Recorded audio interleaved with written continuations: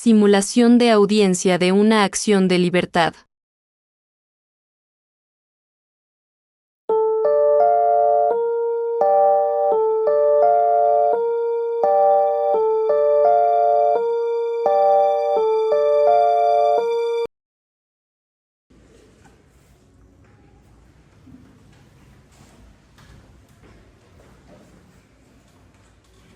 Muy buenas tardes a todos. Vamos a dar inicio a la audiencia de acción de libertad.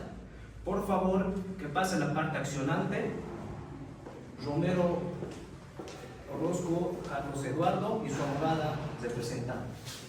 Ahora, por favor, que pase la parte accionada. Policía, el coronel Almanza Guarachi Alan Josué, director departamental de la FED-CB. Por favor, nos ponemos de pie. Vamos a recibir a la señora juez. Muy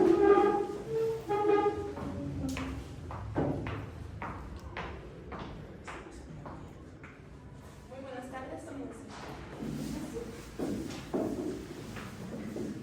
señor secretario, me confirma si ambas partes se encuentran presentes. Sí, su autoridad, señora juez, ambas partes se encuentran presentes, tanto como el accionante y el accionado. ¿Puedo proceder a la lectura?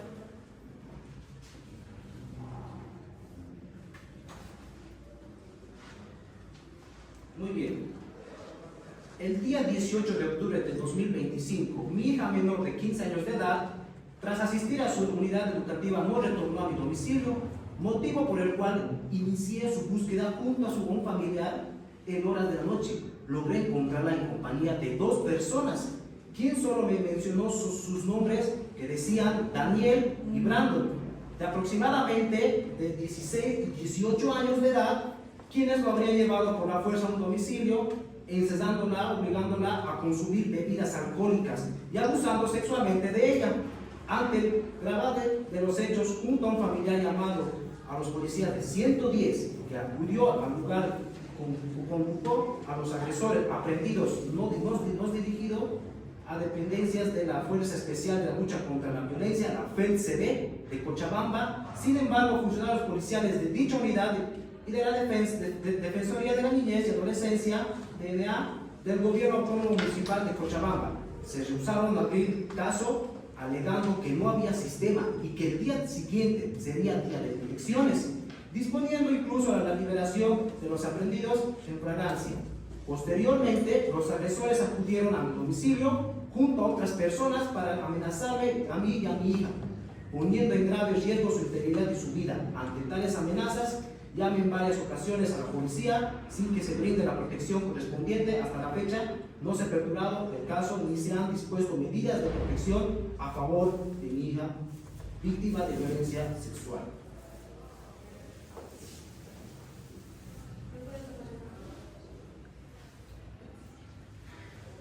Muy bien, a los 23 días del mes de octubre de 2025, ahora 5:40, se inicia la audiencia del señor Romero Orozco Carlos Eduardo como relacionante contra el director departamental de la FED-CB, el coronel Almanza Guarachi Alan Josué, como el accionante. Se concede la palabra al señor Romero. Gracias, señora juez. Con el debido respeto, comparezco en representación del señor Carlos Eduardo Romero Orozco en defensa de los derechos fundamentales de su hija, quien es menor de edad, con iniciales AA de 15 años de edad. Señora juez, interpongo esta acción de libertad en dimensión al peligro inminente que es el riesgo a la vida, que está conformado en el artículo 125 de la Constitución Política del Estado, debido a la gravísima negligencia y omisión de deberes por parte de la autoridad accionada. Señora juez, los hechos que configuran el riesgo extremo y concreto es que en fecha 18 de octubre del 2025, la menor de edad fue encontrada acompañada de dos personas que responden al nombre de Daniel y Brando, quienes la habían llevado de forma obligatoria a su domicilio, encerrándola y obligándola a consumir bebidas alcohólicas para posteriormente abusar de ella. Lo siguiente, tras el hallazgo se llamó a la policía, quienes acudieron al lugar y conjuntamente con los aprendidos se dirigieron a dependencias de la FSB de Cochabamba. Señor juez, la omisión que se llega a consumir en este acto es que los funcionarios policiales de la FSB de Cochabamba, como así la DNA de Cochabamba, se rehusaron a abrir el caso, alegando de que no tendrían sistema y que al día siguiente serían las elecciones. Lo cual, señora juez, lo más reprochable en esa situación es que se dispuso a la liberación de los aprendidos, lo que generó la negligencia de que tras la liberación de los aprendidos, estos se dirigieron al domicilio de mi representado y de su hija para amenazarlos, lo que puso en riesgo la vida de la hija de mi representado, como así su integridad. Tras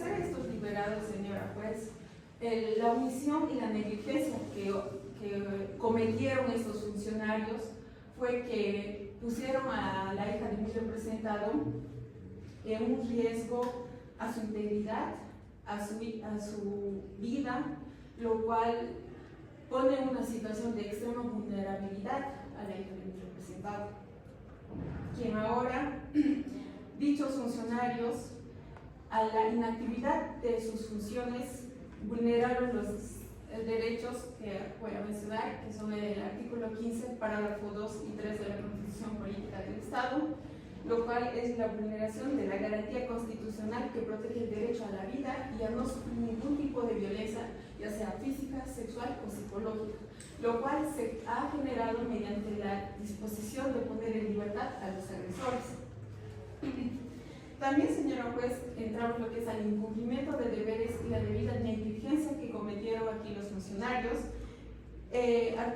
compuestos y conformados en el artículo 7 y 9 de la Convención Belén do Pará y los artículos 3 y 32 de la Ley 348.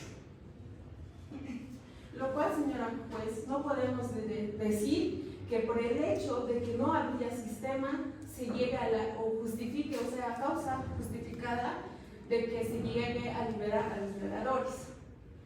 Ahora, por todo lo precedente expuesto, señora juez, y en virtud a su riesgo inminente del derecho a la vida, solicito a su autoridad la resolución y conceda la tutela de la presente acción de libertad y, en consecuencia, se ordene la apertura del caso, como así también lo que es la persecución penal, como también las medidas de protección inmediatas y efectivas para lo que es la víctima, como también así para sus familiares, y que los agresores por ningún motivo se puedan acercar o ya sea al domicilio de la hija de mi representado como mi representado, como también a la unidad educativa, como también a los lugares que circulen frecuentemente.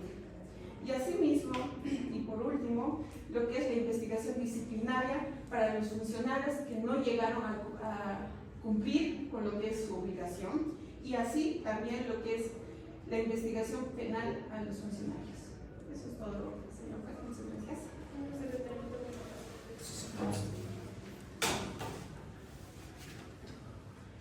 Señor Romero Orozco Carras Eduardo, se le concede la palabra. Señor juez, principalmente quiero contar un poco sobre lo que ha pasado ese día. Era un día normal donde yo mandé a mi hija al colegio y bueno, entra en un momento de desesperación porque al ver la hora y no verla llegar, he empezado a sentir desconfianza, empezaba a sentirme preocupado, preguntándome dónde está. Entonces ese día, junto a un familiar, hemos salido a buscarla. Hemos ido al colegio, hemos ido a buscar por las calles, hemos ido a buscar en todo lado. Cuando resulta que al momento de encontrarla, encontramos con estas dos personas, que no sé si podríamos llamarlos amigos, ¿no? Porque yo creo que un amigo no te haría eso, ¿no? principalmente como padre de familia, me da mucha impotencia y mucha rabia encontrar a mi hija en ese estado, ¿no? Donde ella me cuenta que con engaños y con mentiras han ido a un lugar a tomar y consumir bebidas alcohólicas. O sea, no entiendo dónde, si son menores de edad, no entiendo por qué. Y estas dos personas que han aprovechado y ese momento tan doloroso para mí, de que han podido dejarla a ella, han podido hacer ese tipo de cosas. Ese rato hemos llamado a los 110, sí han venido a ese momento, pero al momento de llegar a la comisaría, al momento de llegar a la FSB, ellos se han rehusado a levantar esa denuncia, se han rehusado a abrir el caso y nosotros, ¿cómo podemos tener la seguridad y la certeza de que va a haber? Y es lo que pido, por favor, que se tenga justicia, ya que con padre y familia no entiendo, la verdad, aún tengo la duda de cómo los señores oficiales tan negligentes han tenido ese descaro de no poder atenderme. Muy triste, nos hemos ido luego a nuestro domicilio. Resulta que los señores oficiales nos habían liberado. ¿Qué han hecho ellos? ¿Qué han hecho los jóvenes? Han venido a amedrentarnos, han venido a amenazarnos y ellos han venido a prácticamente hostigarnos y a hacer todo lo posible, a sembrarnos sin miedo. Nosotros no podíamos salir porque ellos han venido de una manera que inexplicable. No hemos entendido, con mucho más miedo en nuestra casa, no sabíamos qué hacer. Hemos llamado reiteradamente nuevamente por los policías y no venían. ¿Qué podemos hacer ese rato? Realmente ha sido algo tan malicioso para nuestra vida que hemos tenido que acudir al señor que entrega botellones de agua para que finalmente él pueda acudir aquí con mi abogada y que se presente y por lo menos podamos aperturar este caso. Pero realmente quedo muy apenado con la policía que no ha hecho nada, ¿no? Y pido por favor que la justicia se haga presente, ya que mi hija es una menor de edad, ha sido vulnerada, ha sido dejada y realmente estoy muy apenado en esta situación. Por favor, señora juez, pido justicia nada más. Gracias. Coronel Almanza Guarachi, Ana Josué, se le concede la palabra. Gracias, señora juez. Primeramente, muy buenas tardes, señora juez. Comparezco ante su autoridad. Me presento a fines de registro nuevamente. Soy el comandante departamental de la PSB, Alan Josué Almanza Guarachi, con número de placa 946102LA. Bueno, ante este punto yo voy a hablar más o menos de los hechos. Señor juez, la PSB actuó de manera coherente, ya que nosotros no podemos ir más allá de lo que a nosotros nos pertenece, según la ley integral, que es la 348, la ley integral de una vida libre de violencia hacia las mujeres, ¿verdad? Y también así en su reglamento de su decreto supremo, el 2145. En base a eso, nosotros también nos dirigimos a la ley 101, que es el régimen disciplinario policial, en su artículo 3, inciso A, que esto nos explica que nosotros no podemos ir más allá de lo que no nos puede competir a nosotros. Nosotros seguimos un rango de obediencia y jerarquía, ya sea del comandante general como también jerarquía de turno. En este caso, ya que fue el 18 y el 19 de octubre, que eran tiempos de elecciones, nosotros ya nos dirigíamos ante la ley 024, en su artículo 148 del TSE, del Tribunal Supremo Electoral, que esto nos habla que todos los oficiales a cargo deben asegurar y resguardar los recintos electorales. En ese punto, aún en ese punto nosotros acudimos a llamadas de auxilio en radiopatrullas de 110, así encargado por la suboficial Yorina Cruz Paco, y aquí ella aproximó a los implicados acá a la PSB y nos procedió ante el caso, asestándolos, llevándolos a las celdas policiales. Y así nosotros intentamos comunicarnos con la DNA, con la Defensoría de la Niñez y Adolescencia, como también con el Ministerio Público y la Fiscalía de turno. Pero aún eso, teniendo dificultades entre el sábado y el domingo con el tema de los sistemas, no pudimos en ningún momento comunicarnos y asimismo tampoco no pudimos registrar en el Sirvopol, que es el servicio integrado de registro policial. En base a eso nosotros no podemos tomar otras competencias que no nos permiten, la verdad, ¿no? El Ministerio Público es encargado, según el Código de Procedimiento Penal, en su artículo 70 y en su artículo 283 y 293. En base a eso tampoco se presentaron al Ministerio Público. Nosotros ya cumplimos nuestro deber del sábado al domingo, las 8 horas de acceso. Aún eso, nosotros ya lo liberamos. Otro punto que podría resaltar que sería que nosotros los oficiales no podemos abrir los casos porque también tenemos en la ley también tenemos como una prioridad que es parcial, que todos tienen la presunción de inocencia, ¿verdad? Eso también nos puede regir a nosotros también en la ley 101 en su artículo 5 sobre en base de la responsabilidad, ya que en base de que en esto un oficial que haga ese tipo de testigo y que no tenga pruebas a cargo o bueno, que no tenga respaldos, podría ser sancionado por el comando policial, ¿verdad? En base a eso, nuevamente lo repito, señor juez, que el Ministerio Público no se hizo presente, el fiscal de turno tampoco se hizo presente.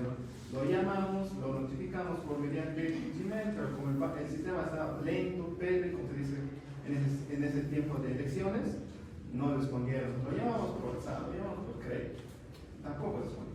La DNA tampoco. En base a eso, que nosotros no podemos hacer nada, ¿verdad?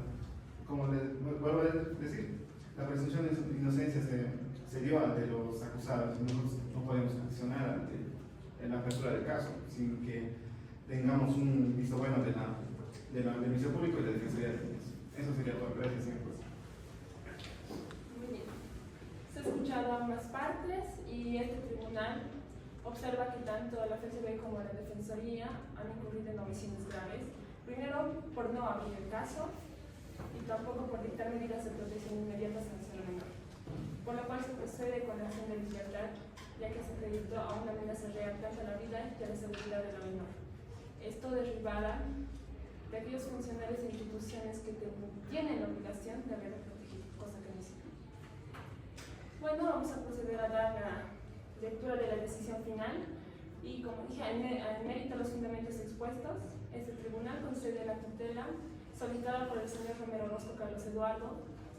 También se va a ordenar la apertura inmediata del caso y su remisión al Ministerio Público. Se van a ratificar las medidas de protección en favor a la menor y su familia, prohibiendo a los agresores acercarse o amenazar. Se remiten los antecedentes a la Dirección de Investigación Interna de la Policía, el DIDIPI, para procesar inmediatamente y disciplinariamente a los funcionarios negligentes. Y se llama severamente la atención a la Defensoría de la Niñez y Adolescencia por su inacción. Dicho esto, se levanta la audiencia.